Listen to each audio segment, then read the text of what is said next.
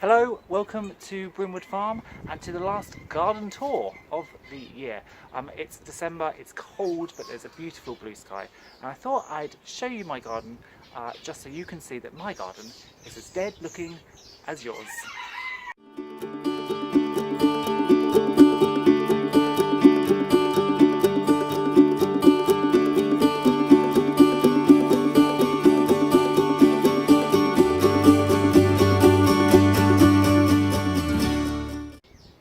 Well, for me, the worst month of the year is over. I hate November. It's not cold, it's just wet and muddy and gross, and there's nothing to look forward to.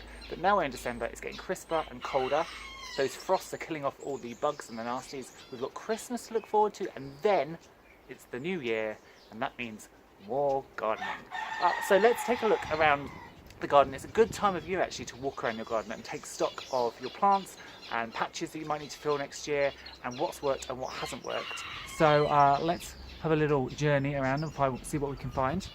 Firstly, obviously, here is my Magnolia. So I bought this Magnolia, it's grandiflora, and it's going to go in the wildflower meadow at the farm eventually. For now it's too small, it'll get attacked by deer. My friendly tenant farmer might even accidentally run it over with his tractor when he's mowing down, so it's here. But it's done really well, it's about doubled in size. I will pot it up next year and we may get some buds on it in the spring, I'm not sure yet, so that'll be nice to see. I've just kind of cleaned up this area a little bit. This is my main white buddleia parent stock, which I'm taking cuttings off for the white buddleia grove up at the farm. And then we've got a nice little palm, a couple of olive trees. These actually came from IKEA. They were literally probably this big when we got them for £10, and you can see they've actually done really well, and they have produced olives. I just haven't used the fermentation process yet to sort these olives out, but one day, not fermentation process is another process to make sure, actually I can see an olive, to actually make the olives edible, but you can see there are olives on them, black olives. So one day I will get around to that. Then I've done here, I've got a couple of hardy annuals, so just coming up in here some larkspur, and these are cornflowers, and then the rest of it is just a random assortment of plants. Now this patch used to be a kind of semi-designed arid garden, but it's the main area that gets sunlight in my garden. So next year this is going to be my main cutting garden, so it's going to have zinnias and cornflowers and dahlias and all things that I can come out and I can harvest. There are a couple of nice plants already. We've got this big osteospermum patch. This is just a base osteospermum, it's not a special variety, it's just a white flower, but I think it looks lovely. The Bean of Bampton has been cut right back now. We've got this lovely flax, and then behind it, and I'm excited for this next year, is this echium. So this echium comes up in a massive flower stalk. Sadly, once it's flowered, it dies. But this was a self-seeded individual. It's been there a couple of years. It's survived all the winters without any protection. If we get really harsh snow, I will probably just put a sheet around this whole corner because it's kind of in a little cleft, as you can see. But I'm excited to see what that does next year. Sedums, grasses, geraniums.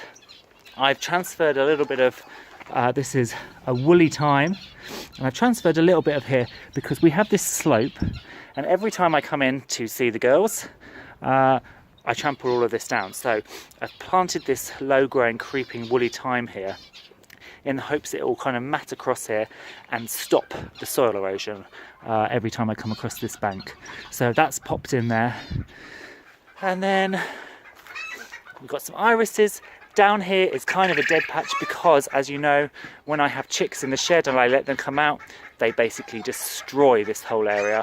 So anything that was here, they've completely ripped up.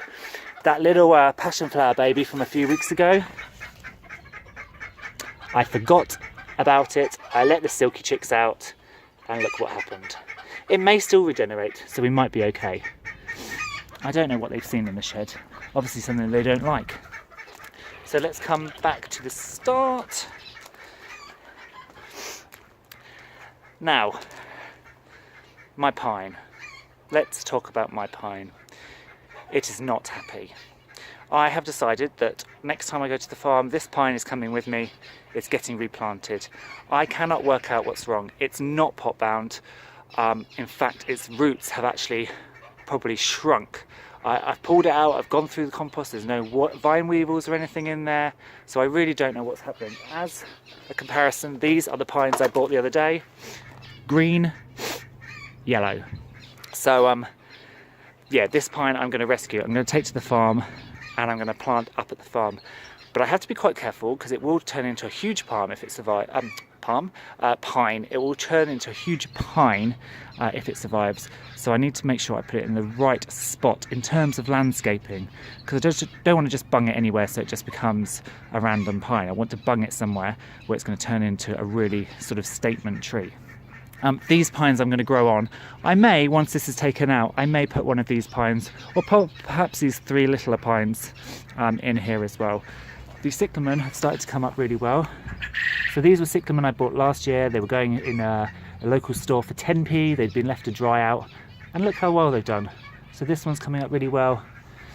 We've got a little pink one here, although the new flowers that are coming out seem to be white, but that is often the case, and then when they unfurl and develop they turn pink.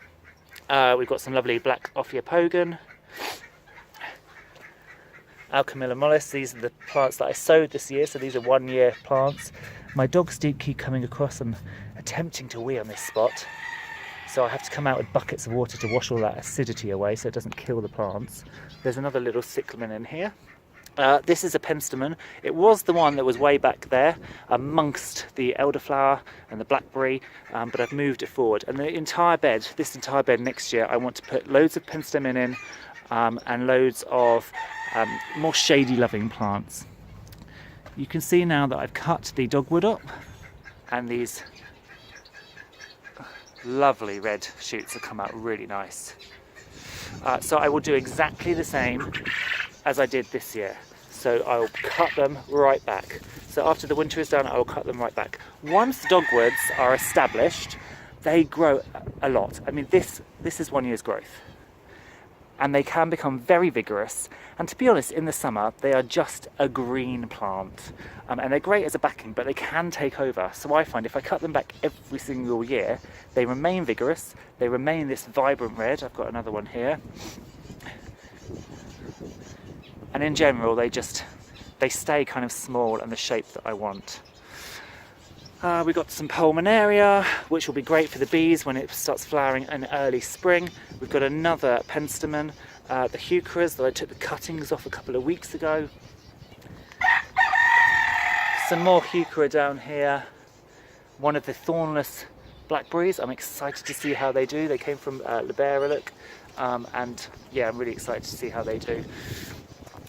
This is what's left of the sweet peas and the Mini lobata. Now you can see the fence is almost down, it's almost horizontal. So I do need to do something about that, but we're due for strong winds this weekend. So I'm going to leave it and see if it holds up, because I think the kind of Mini lobata is holding it together. I don't really want to have to replace anything, so I'm thinking I'm just going to buy 2 metal 7-foot poles, smash them into the ground as close up as this fence I can, and then just tie them in. It's going to be a bodge job, but you know, I don't want to be spending any money on this fence right now, so that's going to be what's happening. And then we're kind of down into a bit of the flower area and the veggies. We've still got some veggies left. We've still got carrots, some turnips, some beets, some kale, and a couple of those lettuces I put in. Now these are not winter lettuces, they're just a random selection of spring and summer lettuces that I just bunged in and they've survived. Christmas dinner this year, we're going to try and not buy anything, or very little. So we're having homegrown chicken, we're having carrots, we'll be having some turnips, these are the purple top Milan, we'll be having beetroot, we'll be having kale, and then for pudding I'm going to make up like an apple crumble or something that we've got those soft fruits that I foraged earlier this year and put into the freezer. And then what I'll do after that is I'm going to dig up all of these carrots, all of these beets, and probably make soups and then freeze them. This side, these violets have done amazingly. So these are just a wild violet, but I've left them. They like this spot. They offer some ground coverage. And then we've got this lovely plant here. which I've just forgotten the name of. The variety is Jack Frost. I will write it on when I remember what it is. There's a few geums poking through. I don't really clear my beds of leaves, so I've left all the leaves here because the worms will come up and drag them into the soil and improve the soil. The honeysuckle cuttings, I had 2 honeysuckle cuttings, and they're quite small and quite struggly, but they were cuttings, so this is the first year. So they've actually done all right. Another thing that I'm really happy with is this euphorbia. It's really, really lovely. It's kept its colour really well. It's got these beautiful red stems, as you can see, and it looks great. And then we've got this little lamb's ears next to it, which is a good, anything that has silvery leaves is really good in a drought place and often in a shady place as well. So that's actually going to be quite good down in this spot. And then amongst here, I did put in that white vinca. Here it is. So there is a white vinca here. Again, it's done quite well, and in the spring it will have a profusion of little white flowers. And there's a good ground cover plant, so hopefully it will spread out across the spot. I really haven't kind of got to grips with this area of the garden yet. It's right under this huge tree next door. It doesn't get a lot of light in the summer. It's very dry because obviously the tree strips away all the moisture. I have planted this pyracantha in the corner, which I'm gradually sort of training against this fence and around that corner slightly. You can see in the greenhouse most of it's packed up. So my dahlias are up, they're wrapped in newspaper, they're here, and then most of these plants are just in here just for the winter. Some pheasant grass, some osteospermums, there's a lavender over there, some hebe cuttings, some succulents down there. These are some palms that self-seeded in our friend's garden. Some of the baby buddleias, some lavender. That down there, this is a peach tree. It grew from a peach stone. Goodness knows whether it's actually going to be worth anything or even fruit, but that's there. And then that's a canna. So most of everything is dead in there and not doing anything. The compost heap is completely full. The layer hens are down here, aren't you girls? Pretty happy with life. This here is one of my expats. So you might remember when I got her, absolutely bald as a baby's bottom. But now she looks rather wonderful. She's actually improved on that one, who had most of her feathers when she arrived actually, and hasn't grown a huge lot, but that other one is nice and plump. There's Clumsy, most of them are over there. Poor little Pepper, who is here, is going through a little bit of a horrible molt, hence why she's all fluffed up. And this is my lovely little girl who was absolutely pecked to pieces and had no feathers at all, and she has really, really come lovely. So you can see they quite like these coldish days. They just stand around and preen and pick through all the leaves. Let's leave these girls to it. There's old Barry. My cordons have done quite well. Well, apart from the apple, the plum is here, and the pear is here. The apple, I've never had much luck with it. The thing is, they're not vigorous because the whole point of planting them on the 45-degree angle is so that they aren't so vigorous and they don't run away with it. But this just doesn't seem to have worked at all with this apple. It might be that I bought the wrong apple variety, but perseverance, I will keep trying. Say hello to Barry. And that is about it. So you can see that there's not a vast amount going on. Most of everything is shut down. Thank you. It's very easy to see kind of the size of the garden at this time of year and what you've got. So if we just walk back to the back door, you can see how small. There's quite a lot of mouse traps around because we've got a bit of a mouse infestation at the moment. And back to our favourite spot down here. So that is the quick and brief December tour. You can see that most things have died off now. And certainly when you have herbaceous plants, there's not a lot to look at in your garden at this time of year. I have forgotten to show you something. Let's quickly run over here because there is life.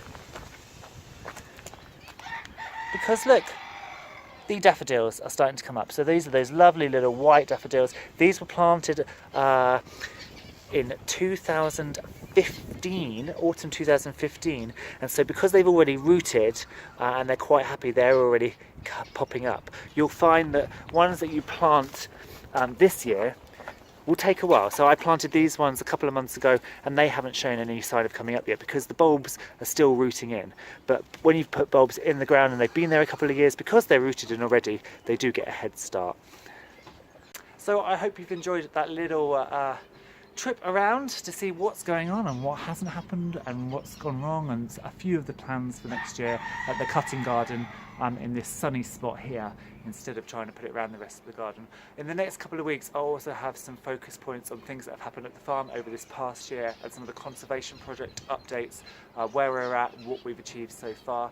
But for now, please hit the like button if you've enjoyed the video, subscribe so you don't miss any future updates. If you're on Facebook, please come across and join Brimwood Farm's community group, and I'll see you again soon. Bye.